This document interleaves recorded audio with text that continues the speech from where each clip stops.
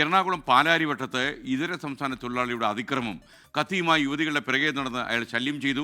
അക്രമിയെ നാട്ടുകാർ പിടികൂടി പോലീസിൽ ഏൽപ്പിച്ചു. അല്പസമയങ്ങൾക്ക് മുൻപ് നമ്മൾ ഓഫീസിലേക്ക് വരുന്ന വഴിയാണ് ഈ സംഭവം നമ്മൾ കാണുന്നത്. അത് അന്വേഷിച്ചപ്പോഴാണ് ഇത്രയും ഗുരുതരമായിട്ടുള്ള ഒരു വിഷയമാണ് സംഭവിച്ചിരിക്കുന്നത് നമ്മൾ അറിയുന്നത്.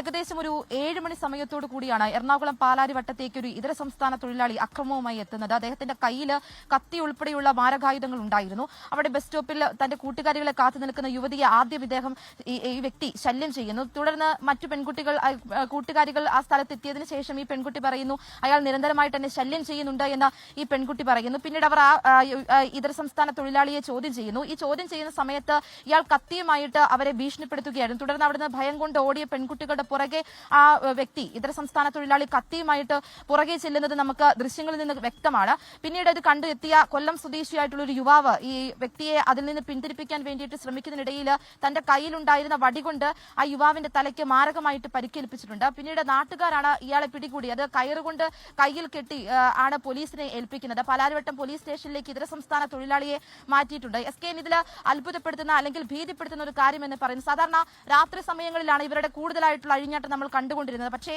മാരകമായിട്ടുള്ള ഈ ലഹരി മരുന്നുകളൊക്കെ ഉപയോഗിച്ചുകൊണ്ട് ഇതര സംസ്ഥാന തൊഴിലാളികൾ ഈ വെളുപ്പിന സമയത്ത് അതും 7 മണി സമയത്തൊക്കെ എറണാകുളം പാലാരിവട്ടം പോലെയുള്ള ഒരു പ്രധാനപ്പെട്ട സ്ഥലങ്ങളിൽ ഇത്രയധികം തിരക്കുകളുള്ള ഇത്രയധികം ആളുകളൊക്കെ എത്തുന്ന പ്രധാനപ്പെട്ട സ്ഥലങ്ങളിൽ ഈ യുവതികളെ അല്ലെങ്കിൽ പെൺകുട്ടികളെ ആണെങ്കിൽ പോലും ഈ രീതിയിൽ ശല്യം ചെയ്യുന്ന ഒരു അവസ്ഥയിലേക്ക് വരുന്നത് ഭീതിപ്പെടുത്തുന്നതാണ്. എന്തായാലും ഈ ഇതര സംസ്ഥാന തൊഴിലാളിയെ പാലാരിവട്ടം പോലീസ് സ്റ്റേഷനിലേക്ക് മാറ്റിയിട്ടുണ്ട്.